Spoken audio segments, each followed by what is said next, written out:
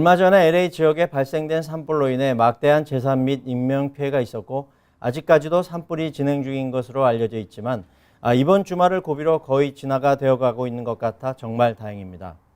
오늘부터 2회에 걸쳐 직간접적으로 산불 피해를 보신 분들을 위해 보험 클레임 절차 및 관련 보험법에 나와 있는 조항들을 되짚어보고 이에 따른 대책에 대하여 알아보는 시간을 갖겠습니다.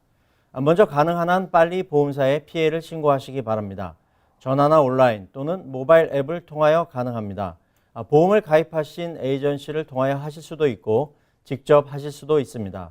필요한 정보는 보험 증서 번호와 피해 규모나 관련 사진, 동영상 등입니다. 클레임이 접수되면 담당자가 정해지고 연락처를 받으시게 됩니다. 주정부 또는 연방정부가 비상상태를 선포한 상태에서는 법적으로 신고 접수 후 15일 이내에 클레임 접수 상황을 서면이나 전화 또는 이메일로 보험 가입자에게 보내게 되어 있습니다.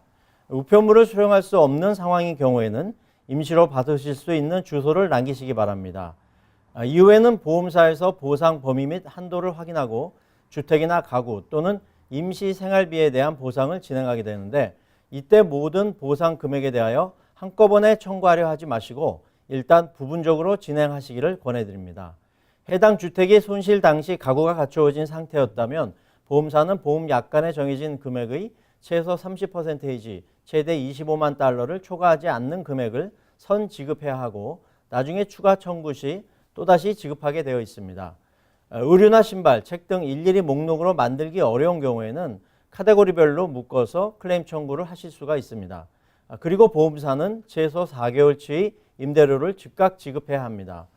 보험 약관을 살펴보시면 dwelling value라는 것이 있는데 이는 일반적으로 재건축 비용으로 이해하시면 됩니다. 예를 들어 주택 가격이 150만 달러라고 해도 재건축 비용은 100만 달러로 책정되어 있을 수 있습니다. 보험 가입 시 보험사는 기본적인 재건축 비용을 정하고 보험 가입자의 요청에 의하여 금액을 상향 조정하기도 하지만 일단 전소되었을 때 재건축 비용은 이 금액의 기준을 둡니다. 그리고 재건축 비용 외에 집안에 있는 개인 소지품이나 가구 등에 대한 클레임을 하게 됩니다. 화재로 인한 직접적인 손실이 아니더라도 간접적인 손해에 대한 보상 청구도 할 수 있습니다. 연기로 인하여 옷이나 카펫 등이 오염되었을 경우 또는 청소비나 페인팅 비용도 보험 청구가 가능합니다. 추가 생활비에 대한 청구도 가능한데 임시 거주가 필요한 경우 임시 거주지 비용과 식비, 운송비 또는 교통비와 세탁비 등에 대한 비용도 청구가 가능합니다. 이는 캘리포니아 보험법에 의하면 손실 발생 시점으로부터 최소 24개월 동안 적용되며 보험 가입자가 선의로 합리적인 노력을 하였음에도 불구하고 재건 과정에 지연이 발생한 경우 최대 12개월의 추가 연장이 가능하고 불가피한 건축 허가 지연이나 필수 건축자재 부족, 건축업자 부족 등으로 인하여 문제가 발생했을 경우에는 추가로 6개월이 연장되므로 이 점 참고하셔서 충분한 보상을 받을 수 있도록 진행하시기 바랍니다.